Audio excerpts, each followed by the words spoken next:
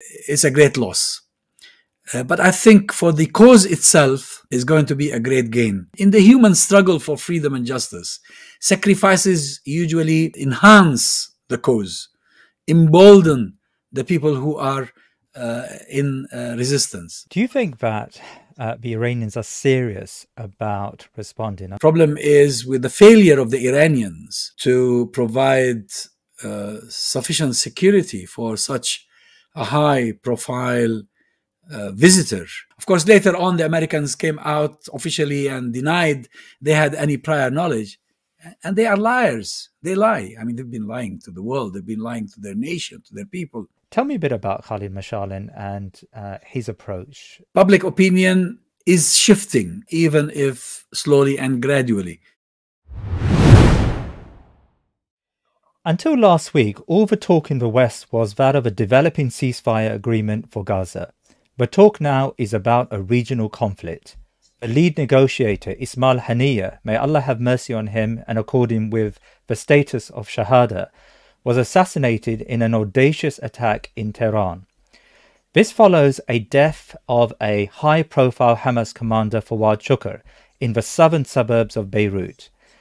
There are now fears that the conflict will escalate and more directly involve Iran. Already Hasan Nasrallah, leader of Hezbollah, has talked of revenge, and of course so have the Iranians.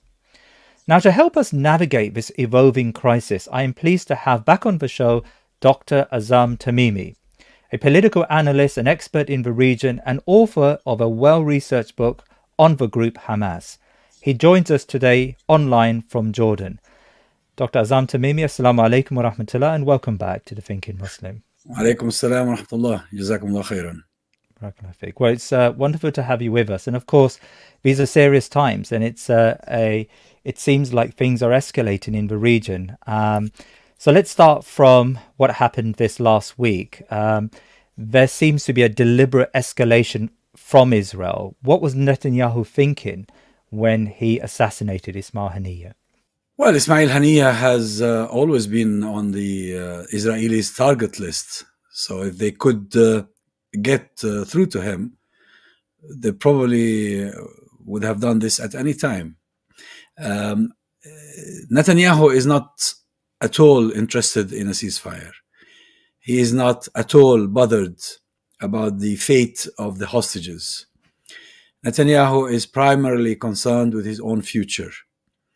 And I think he is hoping to keep this war going on, even if necessarily with an escalation of some sort, until Trump takes over in the United States of America. Although, of course, now many people in America don't think that Trump's chances are as high as they were when Biden was a candidate. Yet Netanyahu believes that Trump is his best choice to remain in power, to probably salvage his political future.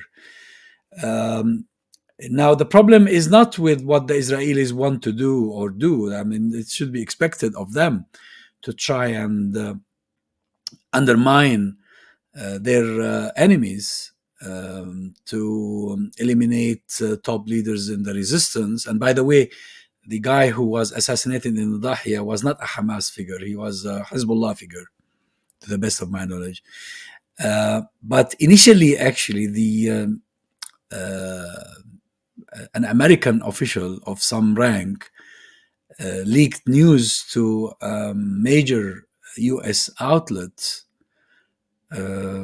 just about an hour after the assassination of Ismail Haniyeh, or maybe less, that a very senior resistance figure had been eliminated, and that outlet thought it was the same operation in the Dahia, in the south of Beirut, but it turned to be two separate operations. And probably what the Israelis did in Beirut was a distraction more than anything else, because they were after the bigger fish, the biggest of all fishes, of course, and that was Ismail Haniyeh. So the problem here is not really with what the Israelis might do or think of doing. The problem is with the failure of the Iranians to provide sufficient security for such a high-profile visitor who came to attend the inauguration of the new president. And I think the Iranians are now panicking. The Iranians are now confused. Some Iranian officials of certain level have been feeding the international media, and especially recently the New York Times, what I believe is misleading information. And this shows that the Iranians are really not in a very good shape. Yeah, let's talk about Iran, because there's much speculation that there was a major lapse in security. I mean, one speculation is that the bomb had been in place for many weeks and maybe many months prior to. I don't think that's credible at all. Oh. I mean, at least from my knowledge of Hamas, the Hamas men would have gone through the premises. They would have done a thorough search. It's just incredible that a bomb would have been planted there 2 months in advance. I mean, how could they tell that on this very day, at this very hour, Ismail Haniyah was going to be in bed in that place? And it doesn't make sense. When I spoke to Khalid Mashal just a few hours after we heard the news, he told me that the information they had, that it was a drone of some sort. Probably not. We don't know. It's still not clear. But what is really clear is that there is a major Iranian failure here. I'm not accusing anybody of anything, but maybe apart from carelessness, apart from allowing themselves to be penetrated by a Mossad cell of some sort or a Mossad agent. How do you think Iran will respond to this? Because, as you said, it was humiliating for Iran to have such a high-profile person killed on its soil.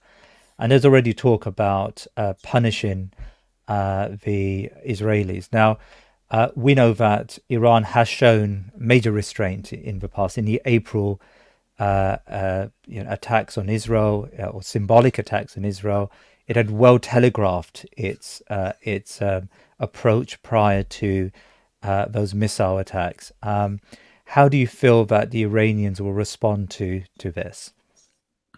Well, we've heard the Iranians threaten.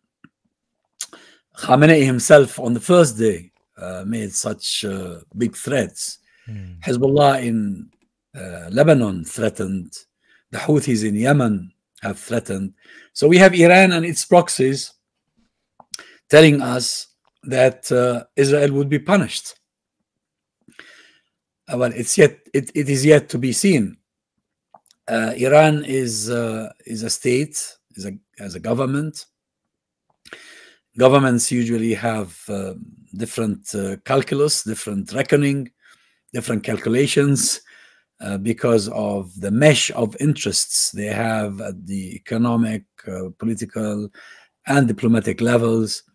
So I think they will probably be thinking a lot before they perhaps carry out an attack or a revenge act of some sort that might draw the entire region into a major conflict.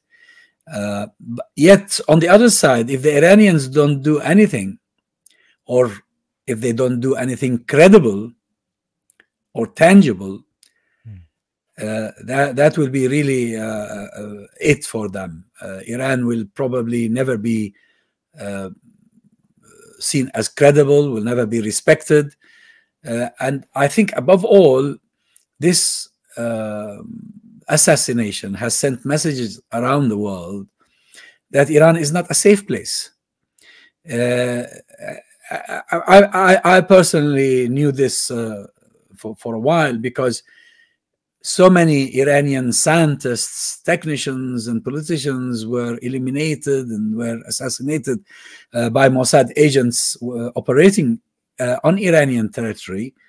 And I don't think that the regime in Iran has a strategy or has a mechanism for combating this or for doing anything about it. Do you think that the Iranians are serious about responding? I mean, there's a lot of debate about the efficacy of the axis of resistance and whether it's just maintained a symbolic status quo rather than responded to the horrid events in Gaza. I mean, how do you analyze Iran and its proxies and how they negotiate what is taking place in Gaza and of course, the West Bank?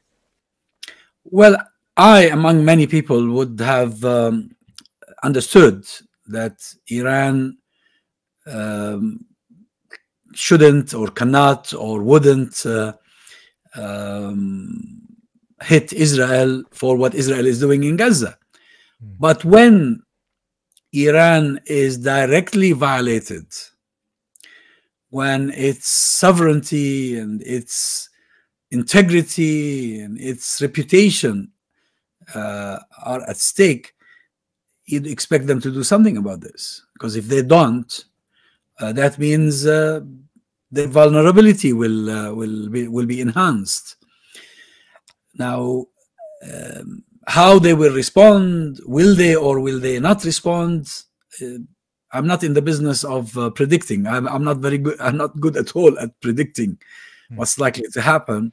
But their record hasn't been that good because in Syria, for instance, they were hit so many times, dozens of times by the Israelis, and they lost many of their operatives, some at senior level, and yet their response, if at all, was very mild indeed.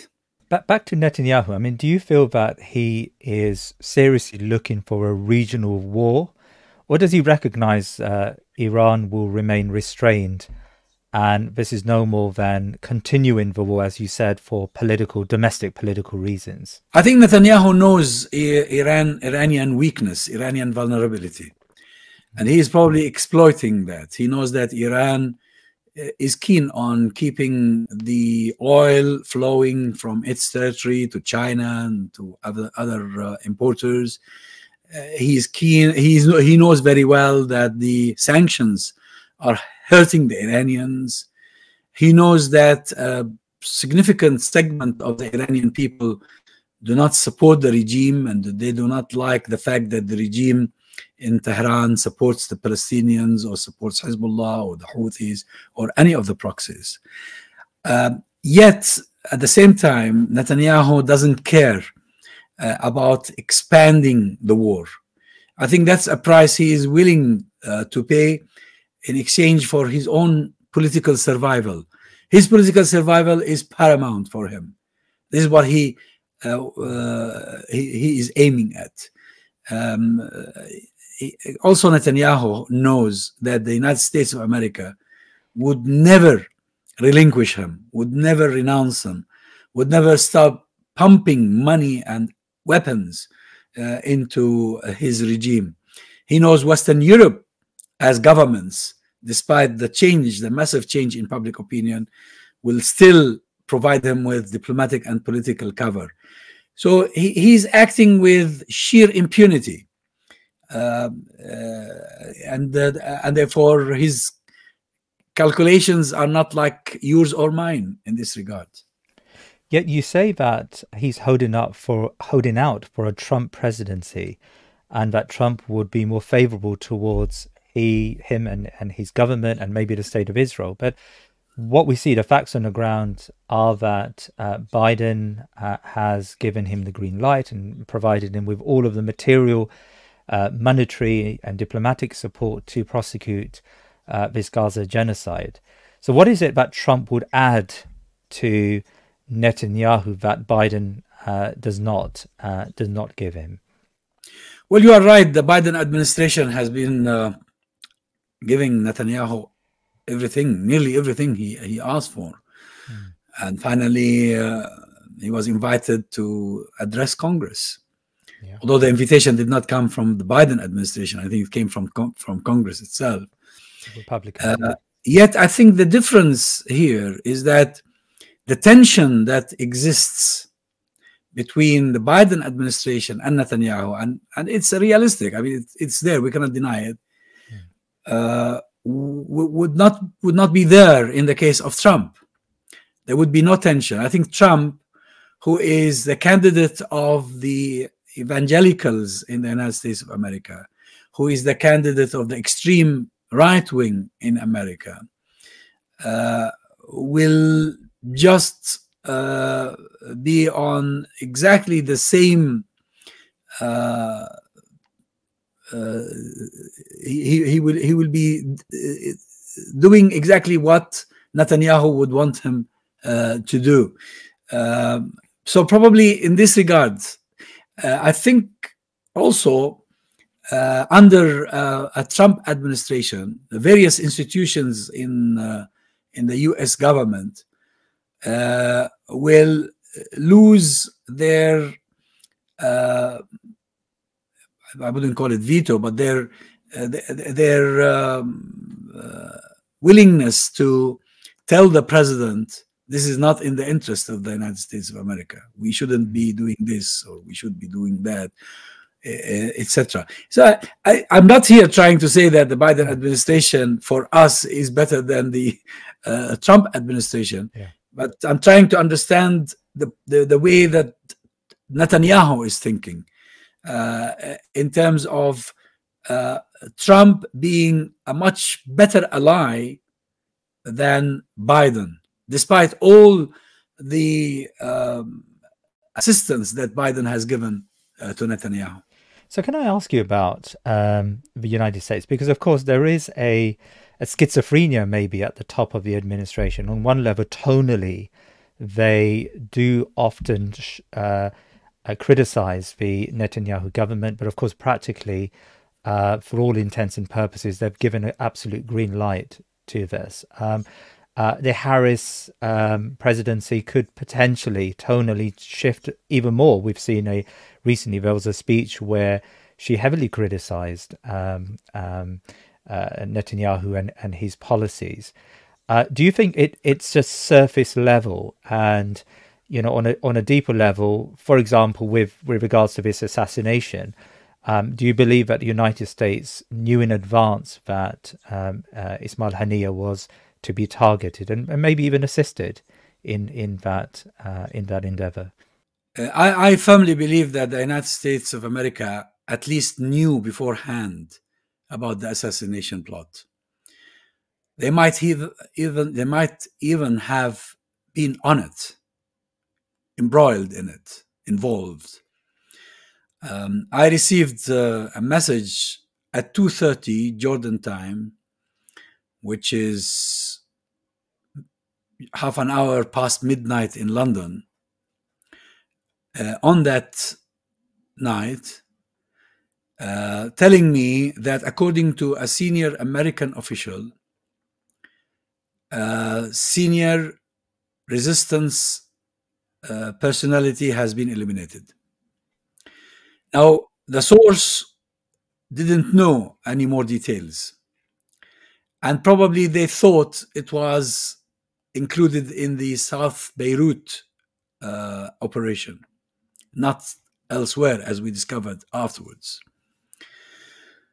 When I sent to my friend Khalid Mashal in Doha, asking him upon the request of the media outlet that contacted me, whether they could deny or confirm that one of their top officials had been eliminated, he couldn't tell what I was talking about, because it was linked to South Beirut, and in South Beirut they didn't have anybody in that location, and they hadn't received the news from Tehran until 2 hours later. Until 2 hours later. Because when I asked him, when did you know about Haniyeh's assassination? He said 4:30. 4:30 is 2:30 London time, London summer time.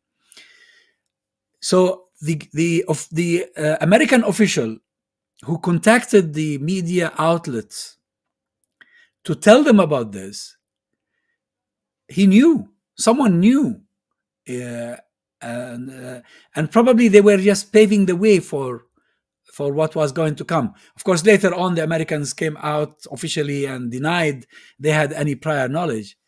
And they are liars. They lie. I mean, they've been lying to the world. They've been lying to their nation, to their people. Now,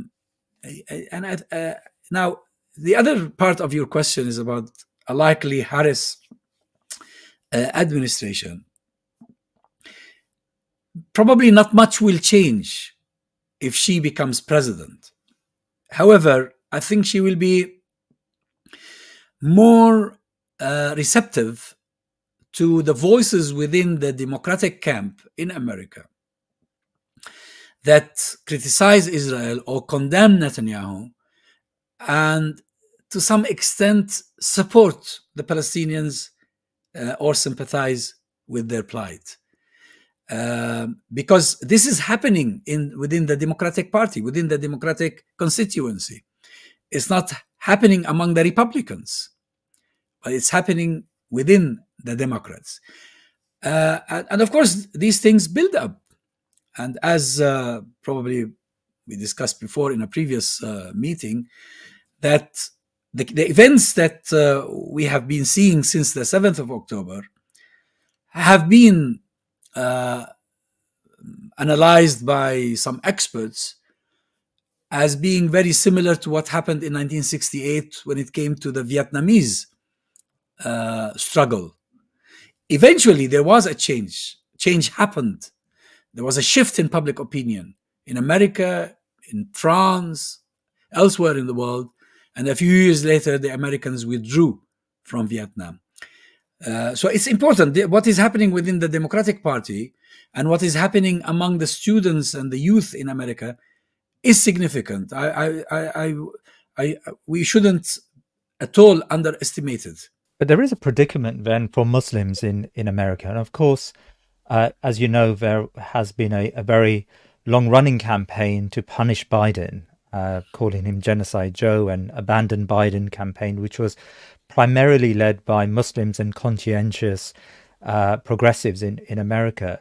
With Biden gone, there is now a prospect of a Harris presidency where, as you said, materially nothing will change, but she may tonally at least be more receptive to these voices. My question, I've received a number of messages from Muslims in America asking for direction. Where do we go on in the coming election is the advice they seek. I mean, how do you respond to this very difficult choice that Muslims have at the ballot box in November? Well, the difficulty in America is that you don't really have much choice. You have just two contenders, and the decision you make will have to be based on who is the lesser evil. Unfortunately, this is how it works. And if I were an American citizen, I would definitely vote for Harris, but not for Trump. I mean, Trump is a disaster, and disaster for everybody, disaster for America, disaster for us, disaster for everybody. Of course, I would vote for Harris in the hope that this will embolden the segment within the Democratic constituency that is changing perception when it comes to the conflict in the Middle East. You need to build on that. Because what other choice have you? I mean, boycotting the elections is, in my opinion, never a solution, because elections will continue, whether with a large number of votes or a small number of votes, someone will win eventually. So you try to influence the process in the best possible way you think. And this would be my advice to them. Now, when we consider what happens next, there is you've spoken to Khalid Mashal, and he's been tapped as really the next the likely replacement to Ismail Haniyeh. Tell me a bit about Khalid Mashal and his approach to this crisis. Well, Khalid Mashal is a personal friend. We went to school together. I mean, since young age, since we were boys, we remained in contact since then. And Khalid Mashal has good experience. Probably he is the most experienced politician and diplomat within the Hamas movement. And this was clearly seen during his term or his terms in office. He served from 2005 until 2017. Sorry, he served from 1995 until 2017. And during that tenure, he met with world leaders. He met with, I mean, former world leaders. He met with President Carter more than once. He met with so many others, diplomats, politicians. He received prominent journalists from around the world. And toward the last few months of his last term, he met several times with even Tony Blair, who was keen on talking business with Hamas. And before Hamas was proscribed by the British and by the Europeans, many Europeans and British acting politicians, as well as former politicians, as well as journalists and academics, went and met him and had discussions with him. Everybody really agreed that this was a statesman. Khalid Mashal is a real statesman. And now that Haniyeh has been eliminated, according to the rules in the movement, one of the three deputies of Haniyeh would step in and be acting head of the political bureau until the new elections are held. Elections are due, actually, but they couldn't be held because of the war and because of the situation in Gaza. Now, the three deputies are the heads of the provinces or the constituencies. Hamas has three constituencies: Gaza, the West Bank, and the diaspora. The head of Gaza is Sinwar, but Sinwar cannot replace Haniyeh because he is in Gaza. According to the rules, the top leader has to be out of occupied Palestine in order not to be under Israeli pressure or threat. The head of the West Bank has already been eliminated, Aruri, in January. And now we are left with the head of the diaspora organization, who is Khalid Mashal. And I think despite the great loss the movement incurs as a result of the elimination of Ismail Haniyeh, who was a great man, and I've known him for many years, Khalid Mashal will be good news for Hamas. I haven't asked you about prospects for a ceasefire. I understand there is another meeting tabled in Cairo in a few days' time. Do you see the ceasefire negotiations to be very much a charade, and it's Netanyahu has no real will to pursue any end anytime soon to this genocide? Exactly. That's what I believe, and I think that's what most people within Hamas also would agree to. Yet, my understanding is that Hamas has not, despite this charade, has not, and probably will not, I say probably will not, withdraw from the negotiations. Why? And simply because they're calling Netanyahu's bluff. Netanyahu is simply not interested, and he's waiting for the moment when Hamas will say, it's useless, we're not going to Cairo, we're not going to have these discussions. No, this is not what they've been saying, despite the genocide that continues to be perpetrated against the Palestinians in Gaza, as well as in the West Bank, by the way, simply because they want the world to understand that they are not the obstacle. And I think people understand this now. Moving on to more international actors. I mean, China has been quite active in bringing together the different parties in the Palestinian set. And there was a meeting and an agreement held in Beijing a few weeks ago where the different factions came together and agreed to work together. I mean, what's your analysis of China's role in this conflict? I note that they condemned Netanyahu's assassination of Ismail Haniyeh. How do you understand China in this mix? Well, China, Russia, and some other players are seeking to find a place for themselves in this conflict.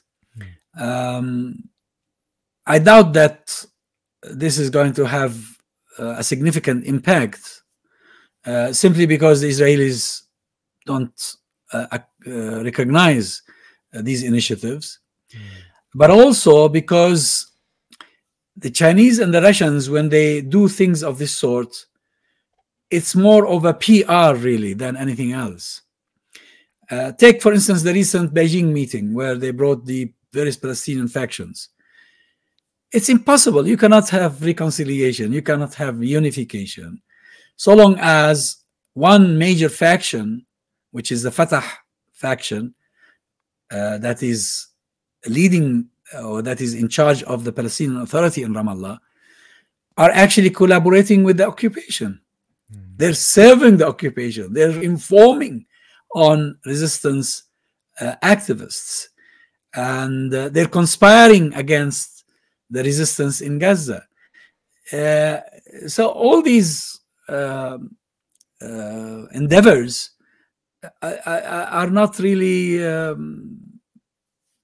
worth much. With regard to attempts to reconcile Fatah and Hamas, these go as far back as at least 2005. And they never worked, because eventually, whatever the two sides agree on will have to be passed by the Israelis, and usually the Israelis veto the whatever is agreed upon, and the Fatah guys change their mind. So yes, it's probably a PR, and from Hamas' point of view, which happens today to be proscribed in many countries or restricted in others, including many Arab countries, any opportunity to open up diplomatic or political channels, they'd welcome them. There is a discussion here in the West about what we can do to end this crisis, or at least to contribute to building public and political pressure against this genocide. We've demonstrated, we've used the ballot box, we've used a number of means to apply pressure on Israel, but it all seems to not have that effect. Netanyahu today acts with impunity. Is there anything we can do within our control as Muslims in the West to address more forthright this issue and to find an end to the crisis? I think the first thing we need to do is never to lose hope, never to be desperate or despondent and say, oh, it doesn't work. We've tried everything and it doesn't work. No, we have to continue to do more, even if of the same. And I think we saw in the election that the activism, not just the Muslims were engaged in, but the supporters of Palestine as a whole, of varying backgrounds, really these efforts mattered. Yeah. They made a slight difference. They didn't bring to 10 Downing Street someone who is supportive of the Palestinians, but I think that guy knows today that Palestine matters and that public opinion is shifting, even if slowly and gradually. And I don't think we can do more than this. We have to continue to work with others to bring awareness to the public, to hopefully bring pressure to bear on decision makers at the level of, at the national level, at the local level, at all levels possible. And eventually our efforts, together with the efforts of others elsewhere, but above all, the steadfastness, the resilience, and the patience, and the forbearance, and the sacrifices made by the people of Palestine and the people of Gaza in particular, Hopefully this will combine together and bring about the desired change in the world. Finally, Dr. Azzam, you've met with Ismail Haniyeh on many occasions, and you knew him, and you've got to understand what he was about as a man and as a leader, as a resistance leader. Tell me a little bit about Ismail Haniyeh. Well, Ismail Haniyeh was a very young man when Hamas started. Yet from a very, very young age, he was involved in the activism. He was imprisoned by the Israelis several times.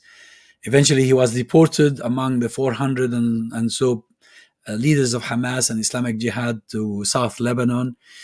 Then when Sheikh Ahmed Yassin was released from prison after the assassination attempt on the life of Khalid Mashal in Jordan in 1997, he was appointed personal assistant to Sheikh Ahmed Yassin and manager of his office. And my contacts with him started at that time, since 1997. But then I visited him several times in Gaza between 2010 and 2013. He received me in his house in a shahadah refugee camp, which is a very modest dwelling.